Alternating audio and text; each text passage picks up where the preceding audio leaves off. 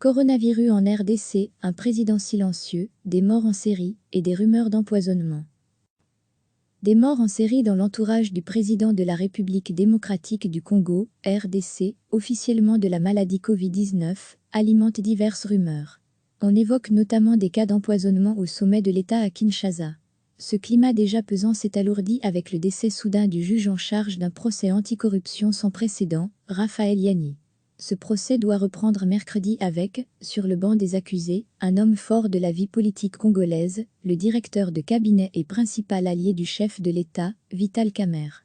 Le président Félix-Antoine Tshisekedi Tshilombo est muet depuis ses deux interventions télévisées les 18 et 24 mars pour instaurer l'état d'urgence sanitaire face au premier cas de nouveau coronavirus en RDC. Depuis, le Covid-19 a touché selon les derniers chiffres officiels 3326 personnes et tué 72 patients, dont une bonne dizaine dans les cercles de la présidence et du gouvernement. La maladie a d'abord touché fin mars la ministre de l'économie, Akacia Bandubola, qui a perdu une sœur et son frère, membres de son cabinet. Depuis, plusieurs décès ont été signalés à la présidence. Jacques Ilinga, l'un des principaux négociateurs de l'accord de coalition avec le précédent président Joseph Kabila, le directeur adjoint de la communication présidentielle, Charles Kilocho, Jean-Pierre Wetchi, qui fut conseiller à la présidence en charge de l'identification. Un membre de la garde rapproché du président Tshisekedi, un certain Kabazel, est aussi décédé dans des circonstances non éclaircies. Le 15 avril, M. Tshisekedi avait déjà été frappé par le décès de son oncle, l'évêque en retraite Gérard Mulimba, qui était le chef de la maison civile du chef de l'État. Il avait été la 21e victime du Covid-19 en RDC. Tous les services de la présidence sont mis en alerte. Si je ne me trompe pas, nous avons enterré 2 ou 3 personnes cette semaine, a encore déclaré vendredi soir le porte-parole du président, Tarcisse Kazongo Mouema Yamba. Tous les services de la présidence sont mis en alerte, a-t-il reconnu sur la chaîne d'État, la radio-télévision nationale congolaise, RTNC, qui l'interrogeait sur les rumeurs d'empoisonnement entourant ces décès en série. Scientifiquement, il n'y a encore aucune preuve qui a été donnée pour dire qu'il y a autre chose que le Covid-19 parmi les décès que l'on a déplorés à la présidence de la République, a répondu M. Kazongo.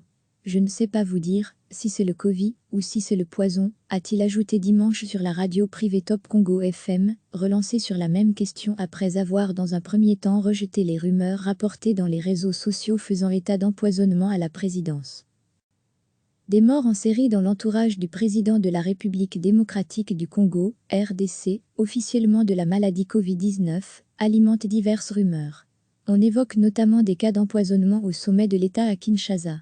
Ce climat déjà pesant s'est alourdi avec le décès soudain du juge en charge d'un procès anticorruption sans précédent, Raphaël Yanni. Ce procès doit reprendre mercredi avec, sur le banc des accusés, un homme fort de la vie politique congolaise, le directeur de cabinet et principal allié du chef de l'État, Vital Kamerhe. Le président Félix-Antoine Tshisekedi Tshilombo est muet depuis ses deux interventions télévisées les 18 et 24 mars pour instaurer l'état d'urgence sanitaire face au premier cas de nouveau coronavirus en RDC. Depuis, le Covid-19 a touché selon les derniers chiffres officiels 3326 personnes et tué 72 patients, dont une bonne dizaine dans les cercles de la présidence et du gouvernement. La maladie a d'abord touché fin mars la ministre de l'économie, Akacia Bandubola, qui a perdu une sœur et son frère, membres de son cabinet. Depuis, plusieurs décès ont été signalés à la présidence. Jacques Ilinga, l'un des principaux négociateurs de l'accord de coalition avec le précédent président Joseph Kabila, le directeur adjoint de la communication présidentielle, Charles Kilocho, Jean-Pierre Wetchi, qui fut conseiller à la présidence en charge de l'identification. Un membre de la garde rapproché du président Tshisekedi, un certain Kabazel, est aussi décédé dans des circonstances non éclaircies.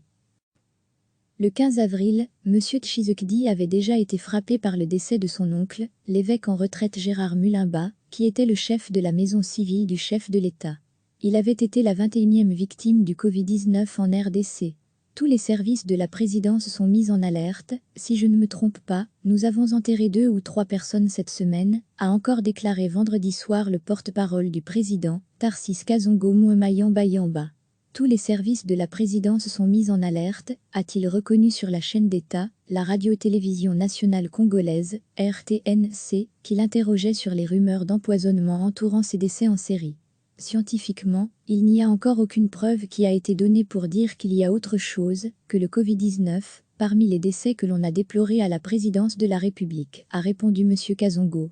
Je ne sais pas vous dire si c'est le Covid ou si c'est le poison, a-t-il ajouté dimanche sur la radio privée Top Congo FM, relancé sur la même question après avoir dans un premier temps rejeté les rumeurs rapportées dans les réseaux sociaux faisant état d'empoisonnement à la présidence.